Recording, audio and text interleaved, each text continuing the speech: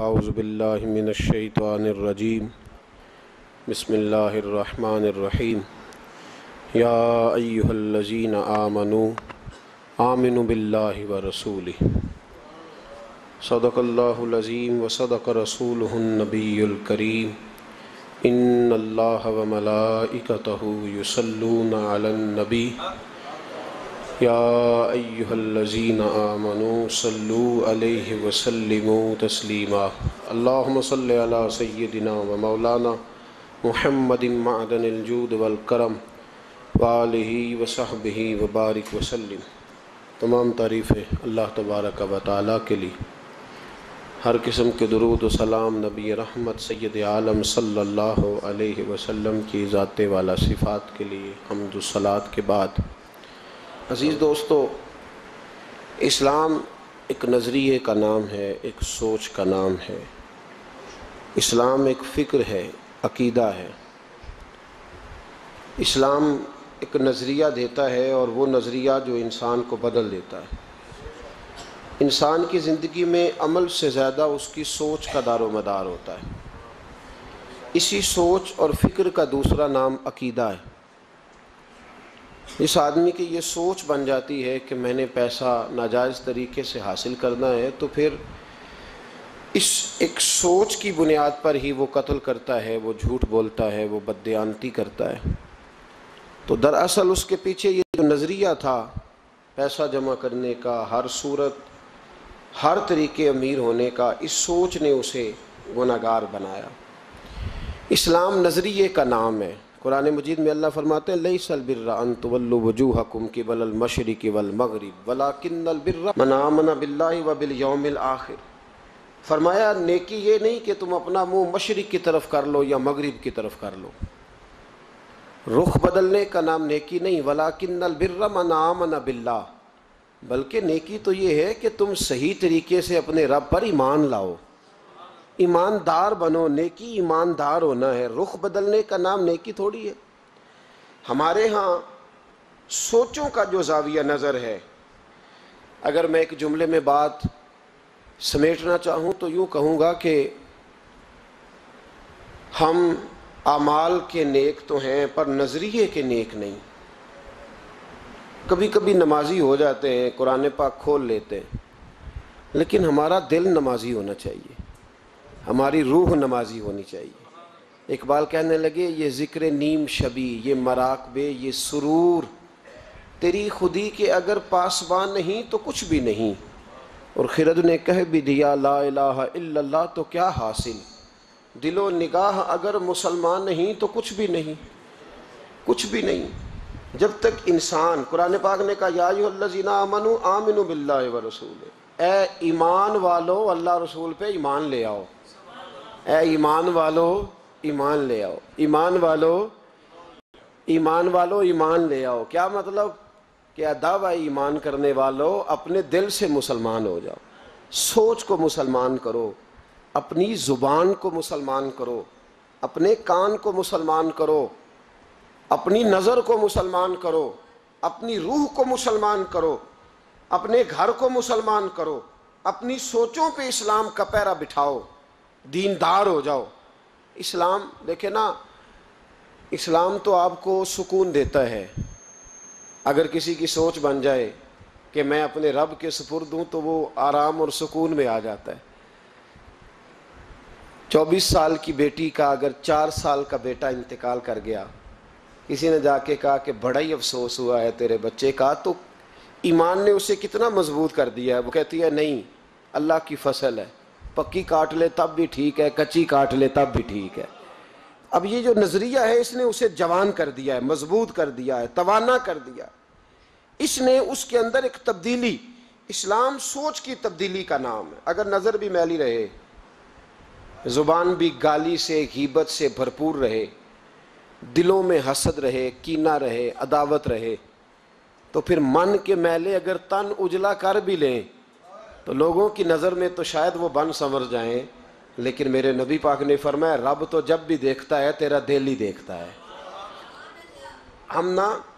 ہم اپنے بوسیدہ جسموں پر رنگین کپڑے پہن کے نا، مرے ہوئے من کا تن اجالا کر کے اجلا کر کے لوگوں کے سامنے آتے ہیں، دیکھ لو میں کتنا نیک پرہیزگار ہوں۔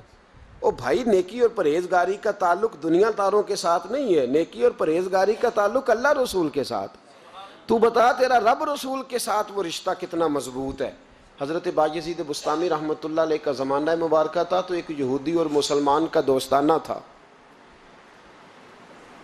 تو وہ یہودی سے وہ مسلمان دوست روز کہتا تو مسلمان ہو جا، وہ ٹال دیتا، کہتا چل یار ٹھیک ہے انشاءاللہ خیر ہو جائے گی، جس طرح انسان ٹال مٹول کرتا ہے نا اپنے جملوں میں، وہ ٹالتا۔ وہ کہتا نہیں یار تو مسلمان ہو جا، تو میرے دین میں آ جا، میرا دوستانہ بھی ہے، پیار بھی ہے، تعلق بھی ہے، میں چاہتا ہوں مذہب بھی ایک ہو جائے، عقیدہ اور نظریہ بھی، تو مسلمان ہو جا۔ جب اس نے کئی دنوں اصرار کیا اور بات کو نہ چھوڑا تو یہودی بول پڑا، کہنے لگا یار میں نے 2 اسلام دیکھے ہیں، بتا کون سا اختیار کروں؟ 2 اسلام دیکھیں، کہا 2 اسلام کون سے؟ کہنے لگا ایک اسلام وہ ہے جس پہ تو عمل کرتا ہے، اور ایک اسلام وہ ہے جس پہ حضرت بایزید بستامی عمل کرتے ہیں۔ میں نے 2 اسلام دیکھے، ایک میں نے تجھے دیکھا ہے کہ میں شراب پیتا ہوں تو معاذ اللہ تو بھی میرے ساتھ پیتا ہے، حالانکہ تو مسلمان ہے۔ اگر میں جوا کھانے جاتا ہوں تو تو بھی میرے ساتھ جاتا ہے، حالانکہ تو مسلمان ہے۔ اگر میں جھوٹ بول رہا ہوتا ہوں تو تو 10 مجھ سے بڑھ کے بولتا ہے، حالانکہ تو مسلمان ہے۔ اگر میں چوک میں کھڑے ہو کر معاذ اللہ بہن بیٹی بہو پہ گندی نظر ڈال رہا ہوتا ہوں تو بھی ڈال رہا ہوتا ہے، حالانکہ تیرا دعویٰ ہے کہ تو مسلمان ہے۔ ہم دونوں پارٹنر ہیں، بزنس کرتے، جہاں سے حرام کمائی میں کھاتا ہوں تو بھی وہیں سے کھاتا ہے، حالانکہ تو مسلمان ہے۔ کہنے لگا ایک اسلام تیرا ہے اور ایک اسلام حضرت بایزید بستامی کا ہے، اس کی میں نے نظر کو بھی پاک دیکھا ہے، جسم کو بھی پاک دیکھا ہے، روح کو بھی پاک دیکھا ہے۔ مسلمان جائیں تو ان کو بھی اس کے پاس سکون ملتا ہے، بے ایمان چلے جائیں تو اللہ دولت ایمان عطا فرما دیتا ہے۔ ایک اسلام تیرا ہے، ایک اسلام حضرت بایزید کا ہے، تو بتا کون سا دین قبول کروں؟ اگر تو تیرے والا اسلام ہے تو پھر تو اس میں کوئی مسئلہ نہیں، کلمہ ہی ایک پڑھنا ہے، لا الہ الا اللہ محمد رسول اللہ صلی اللہ علیہ وسلم، باقی تو سارے کام وہی ہیں جو یہودیوں والے، عیسائیوں والے، کافروں والے۔ تو ٹھیک ہے پڑھا دے، پڑھ لیتا ہوں، ایک کلمے کا ہی فرق ہے۔